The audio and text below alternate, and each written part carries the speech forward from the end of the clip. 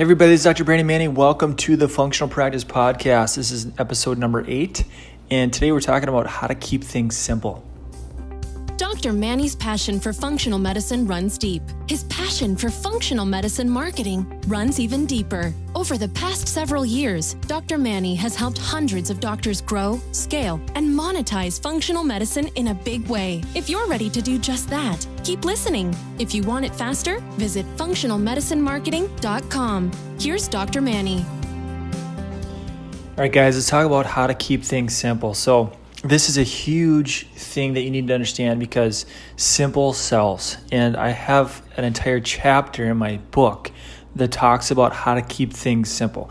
You see, when you're sitting with a patient, a new patient, and you're saying, hey, I think we need to do this, I'm going to put you on this, this, and this, and I'm going to throw in some this and that. And a confused mind can't make a decision. You have to keep things simple. So when I'm sitting with a new patient, I have my case fees, my protocols all mapped out. It's like I point towards a specific protocol.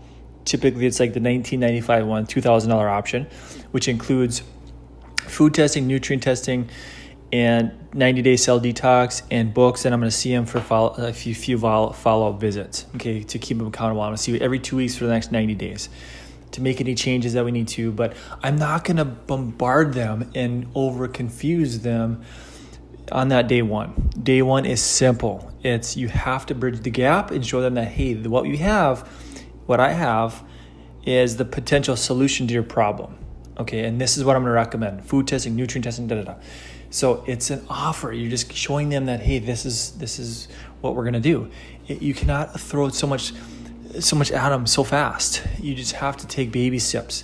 Because when you know, and I've said this before, but when you're sitting with them on a day one, and you're saying this and this and this and this, and it's like, okay, it's a 35-minute day one, and it's so much confusion. That's when you start to think, you'll start to hear this more and more of, okay, I'm going to go think about it, or I need to talk to my husband.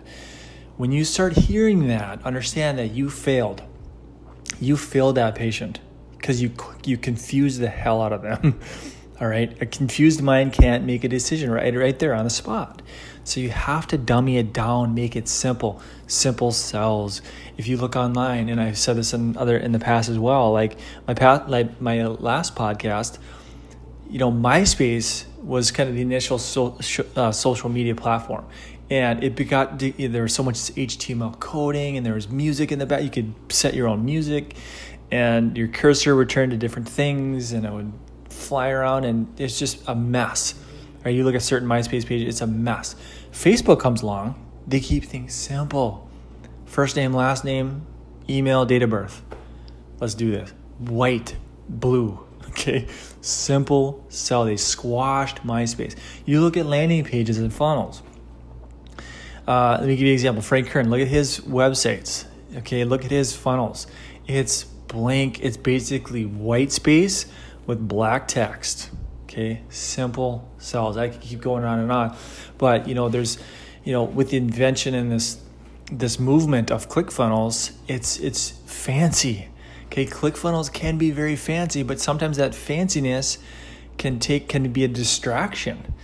Okay, when you have 18 steps in this funnel, and it's upsells and downsells and order bumps and this and that, and all these pieces and moving parts, it can be confusing. Sometimes the best funnels are the one-page funnels, where it's one page with a call to action.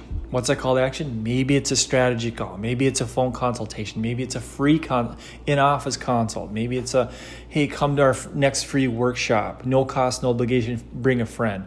Okay, sometimes those one-page landing pages that are simple, and maybe it's just a video with some text. Sometimes the simplicity of it is all you need. All right, so don't overcomplicate things. Simplify things. Simplify your office. And I have a whole entire chapter in my book about keeping things simple. If you have staff that their only job is to keep track of inventory of your supplements, we got issues. I don't carry. I carry some inventory, but it's minimal. Because I send everybody online. I don't have that inventory hassle. When I see an office and it looks like a GNC, I think to myself, oh my gosh, look at all that wasted money that's just collecting dust. You only make the money when it comes off the shelf. Okay, so it's a liability. If it sits on the shelf, it is a liability until it comes off the shelf. So for me, instead of tying up a bunch of money on a shelf, I'd rather put that money towards expansion and marketing and growth and helping more people than, hey, I'm gonna doll up my office so I look like I'm important and I look like a damn GM, I look like a grocery store. So I send people online. I still make my 100% markup, but I don't have that liability.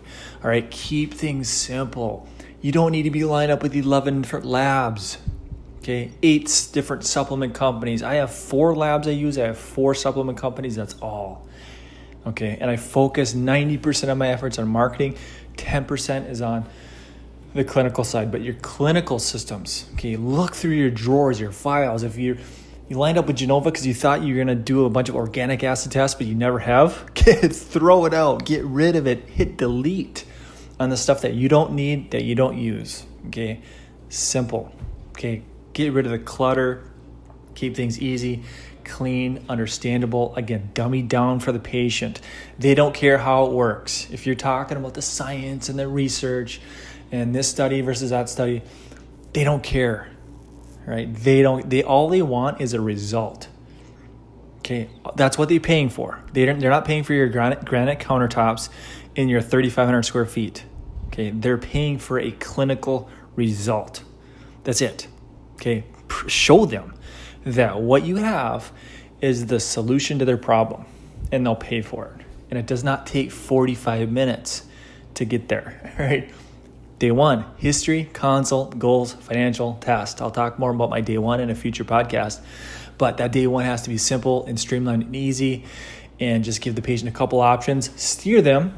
That's what I do. I steer them. I say, based on your condition and some accountability, I want to hold you accountable. I think you should come in for some follow-up visits. I'm going to recommend this protocol. It's going to include this, and this, and this. And I show that to them. I have this laminated PDF. It's 11 by 17. It's a big piece of paper. I basically slide over it's laminated paper, but I slide it over. I show them that, hey, I think we need to do this protocol. They're like, okay, let's do it. All right, let's test. Okay. I get my test kits and we test. So, all right, guys, keep it simple. That's kind of the moral of this, the podcast. And if you have any questions, reach out to me. Let's connect on Facebook. All right. Make sure you get in our closed group. If you have any questions at any time, reach out to me. Reach out to me on Facebook, friend me on Facebook, and subscribe on YouTube as well. So I'll put all these podcasts on YouTube as well. So guys, have a great day, and we'll see you next time. Thanks for listening to the Functional Practice Podcast with Dr. Brandon Mannie. Please make sure to subscribe and share with other doctors. Also, make sure to connect with Dr. Mannie on Facebook and YouTube, or visit functionalmedicinemarketing.com.